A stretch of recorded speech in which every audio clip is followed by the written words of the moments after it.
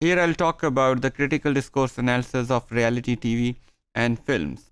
Reality TV recently has occupied an important place in the lives of people who are related to entertainment industry, and they carry and occupy important time slots in our contemporary TV.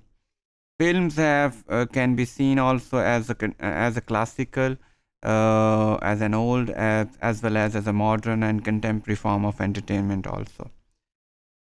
In the beginning, I'll just elaborate on reality television, what it is made of, what kind of aspects it covers of discourse, and what kind of reception it has in the audience, and what kind of possible sites it can provide us for critical discourse analysis. And in the end, I'll also briefly comment about uh, what kind of possible methodologies be adopted to analyze reality TV from a critical perspective. Reality TV is one of the most exciting forms of entertainment in recent times. It has attracted a lot of audience from various sections of the societies in the world, and people ranging from all belonging to all age groups, from all geographical sides of a country. People do watch these reality TVs of their interest, and they occupy important time slots on TV. Uh, Despite the fact that this reality TV generally referring to all forms of reality TV, which constitutes various programs ranging from people's ordinary life to the lives of special people, or to the special moments of special people. So it all reality TV has attracted a lot of criticism, and it is being associated by media commentators with some kind of humiliation and bullying through media, and maybe exploitation of certain viewpoints at the cost of others. And therefore people call it some kind of morally degrading aspect of media, and they would say that it represents some kind of low culture which is based on trivial or cheap entertainment. These are the terms we generally use in our social discussions about this form of entertainment. But interestingly, as I've been arguing so far, despite all this criticism, this reality television has attracted a lot of audience across the world, even in the most conservative societies of the world, or those societies who have clearly a religious outlook or claim to have a religious outlook.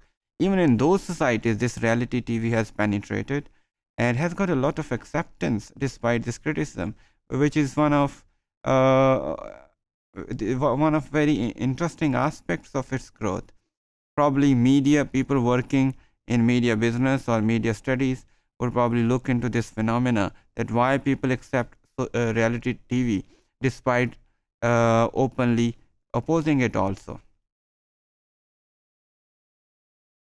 Although it's very difficult to define reality TV, and it is very because it has diversity within it. There are various kinds of programs which cover from a simple some kind of interview based shows to deep shows which cover people's personal lives also. But one of the key aspects related to reality TV is its link to ordinariness. People who make such programs claim that they usually, may not be always, but usually focus on ordinary people who belong to common sections of the society, and they also convey they project their life, they present their life without any without any kind of mixing with it. What I want to say is that they claim to present life in its clear and obvious form without mixing it with some kind of scripted material. They do not provide to the participants of reality TV with some kind of script, rather allow them to behave as they do in their ordinary lives, as they do in their normal lives. That's what makes reality TV's claim to ordinariness so strong. Reality shows are generally structured around mundane matters of domestic life and do not even hesitate to expose people's personal or intimate aspects of life. Some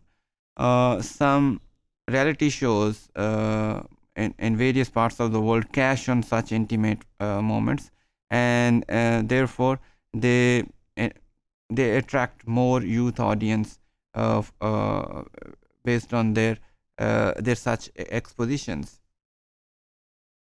Another important and probably closely related to this aspect of reality TV is its ability to invoke or provoke emotions. Reality TV, by showing uh, the lives of people in reality in their ordinary way, can provoke deep emotions, and people can easily get infuriated or saddened or jubilant by looking into the participants of a reality show performing in a certain way. And this leads them to make evaluative judgments about the real characters of the participants of these shows also, which is not generally the case when we look into the discourse or the performance in films or other forms of television. And these evaluative judgments can be an important site for critical discourse analysis, because they are not without any ideology. They are based on certain ideology of not only the actions of the participants are based on certain ideologies, but how we evaluate them as audience also is based on our own ideological or identity based perceptions also. So this reaction would reflect our identity, and that, as I said earlier, could be a possible site for critical discourse analysis. For example, such reactions can be crucial to understand the element of otherness in reality TV, because our reactions can convey our association to certain groups or our lack of association with certain groups, which can create an us and others distinction. And this can be very obvious not only in the performance of reality TV's performance of the characters in a TV show, reality TV show, but also this can be analyzed based on people's judgments about various participants in a reality TV. Well, this involves ideas about how to value and understand participants and their activities in a show. As I just said, this can be evaluative, and this can be a possible site for critical discourse analysis. Reality TV in this way can, or and it does, legitimate or delegitimate social practices and their participants, and thereby this does an ideological work, which we all know and must know by now that is a possible site for critical discourse analysis. So there can be certain ideologies behind the certain projections in this reality TV.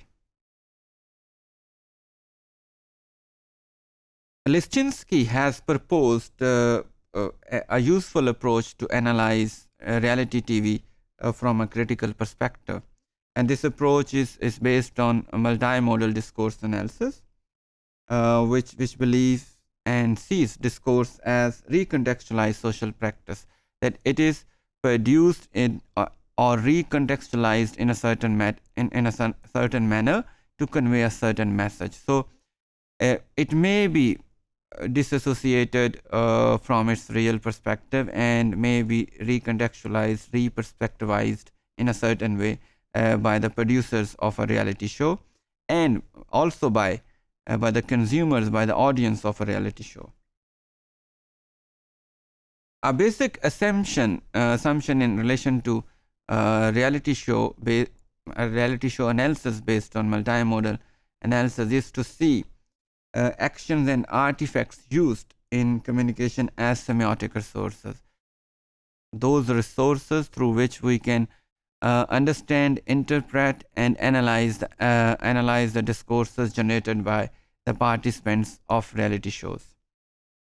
This approach focuses on how reality TV can produce ideologies, and in this quest for analyzing the projection of certain ideologies or identity markers in reality show, we would probably need to employ all kinds of semiotic resources available to us in these reality shows. For example, we need to use talk, which is a major verbal resource, then music, audio, effects, graphics, camera work, editing, what is being shown and what is not.